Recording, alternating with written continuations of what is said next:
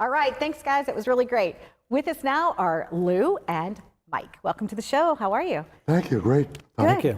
So now Mike, you've been a guest before. Yes, several times. Yes, and Lou Vaccarelli, you are our CEO, our COO, you have all kinds of titles, but today you're here as a guest. And you brought your friend, Michael Omansky. So we're gonna be talking about packaging? Box sets. Box sets, okay. Last year, 2018, Jimi Hendrix, the Beatles, Elvis Presley, Bob Dylan, the Kinks are just examples of groups that put out box sets. And it was 2018. So with CDs going down, why are box sets still blooming? Because box sets, like vinyl, which has made a comeback, have an appeal to a strong segment of the market. And many reasons for box sets: for the record label, for the artist, and for the consumer. Now, Lou, was that part of your idea? Because you were in the packaging and promotions and things like that. Did you come up and say, you know, what if we made them prettier? Or what if we added in shampoo? How did that actually start in the vinyl industry days? Actually, when I started at RCA, we started working with QVC, and QVC always needed some add-ons. So I remember we had a bunch of Elvis tracks, and we put out Elvis movie soundtracks. So why not put the movie soundtracks into a special package?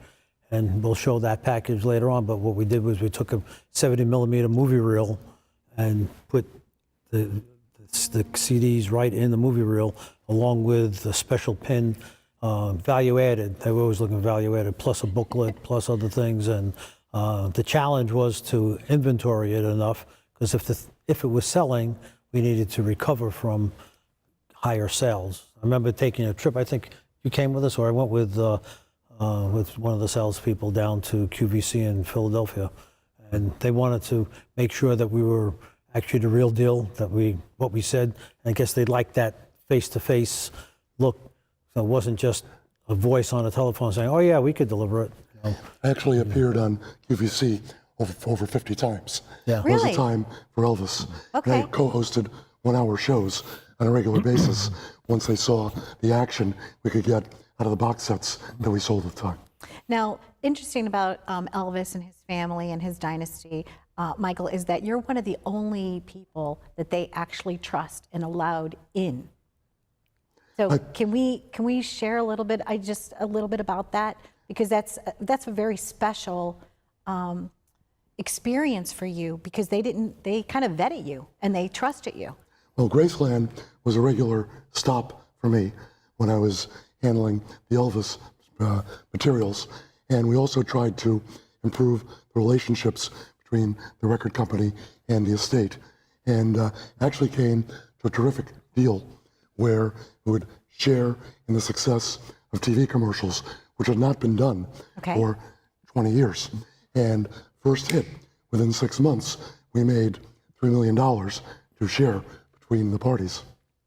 So through just having a good open heart and saying, hey, listen, I'm here for us to do something together that's going to work for everybody. Right. And the success, I guess, was in the fact that it actually happened. Yeah, and one helps the other. The music sales helped Graceland. Graceland's popularity just helped reinforce the record sales. Because you had hardcore people coming down, making a pilgrimage to visit there, bringing their kids. Now, speaking of that, it is a beautiful home, and you did some kind of crazy, amazing, dynamic, award-winning packaging. Yeah. Well, can we take a look at that? We had an Elvis Christmas album. Yeah, can you hand that over to me? That was. I want to open that up. This is just. It was on a regular CD. Incredible. Okay. Just a regular CD, and I approached Joe Galante when I had some conversations with AGI Packaging, who had an idea to do a pop-up of Graceland. So Joe said, okay, you think you could do it? You think we could sell some stuff? I said, well, maybe I'll talk to Mike first, who's marketing, who's Senior VP of marketing. And Mike gave us the okay, and then we talked to sales, and sales said, yeah, I think we could sell it. So then we manufactured a bunch of these things. I mean, there's backstories behind it, you know, like it was put together in the mountains of Mexico, and geckos came with the package into the CD plant. and the CD manufacturers were not happy with the geckos running around the plant. But, Well, who else? I mean, of course, like people want to live here, but of course, it's such a beautiful home. Why would geckos not want to live here too? yes, this is right? true, right. It is really Yeah. spectacular. And the CD is in that little side folder. I don't know if you can see the little pocket on Yes, your right hand side. the little Yeah. window here. Yep. This is nice. It comes with this booklet too. So you sourced all of the resources in order for this to Yeah. happen. In those days, RCA owned no manufacturing facilities and no printing facilities. We outsourced everything. So it was easy to focus on. That was the point. When I left Columbia Records, where we had our own manufacturing, I could see that the tail wagged the dog. The marketing department and the labels were at the mercy, if you want to call it that, of the factory because they wanted to manufacture. I didn't want that, and I had recommended that we sold off the last remaining factory that RCA had, which was the cassette plant. And then focus was not on the factory at all. You never needed to worry about the new line, the new manufacturing line, the new pieces, the overhead, whether the plant is filled or not filled. Focus on what the label needed to focus on, which was developing acts and developing bands.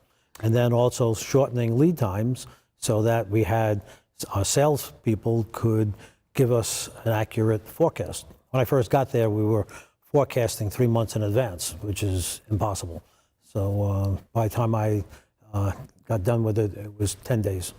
10 days. And he paid the price for that. That's what I was just going to say. So you guys have worked together. You worked together for years in tandem, like, kind of creating all this experience. You have one other Elvis item here that's framed, and it has several different colors. Can you talk about that special packaging? Say this again. You have several different colors of CDs. Oh, that was colors of CDs. Well, this was one of my pet peeves. Okay. And we'll show this later, but this is a box set that we were talking about. And There's a lot of glare to from get the lights, worried so we are about going to the show thing, differently, okay. but yes. but if you see this ring, Yes. that's called the stacking ring. Okay. And it interfered with the artwork. And it was this box set when it came out, and I couldn't figure out how to get rid of that stacking ring.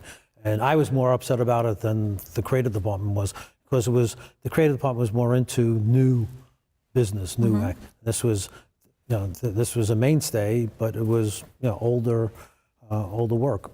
But we finally figured out how to print to the center without that stacking ring. So we were able to put a stacking ring without and still be able to print to the center.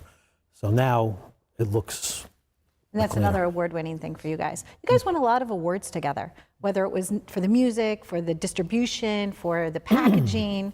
What was it like, Mike, from you, when people would walk in and you'd realize that you did a great job, and then there were accolades happening? Well, that's what we did. Okay. And it was recognition, but our mission never changed.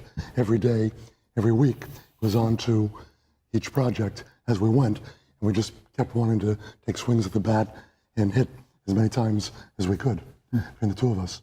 Should mention, Donna, that one of the great things about box sets in this age where streaming is so popular, one song at a time, a box set is the opportunity for a consumer to really experience a large body of work.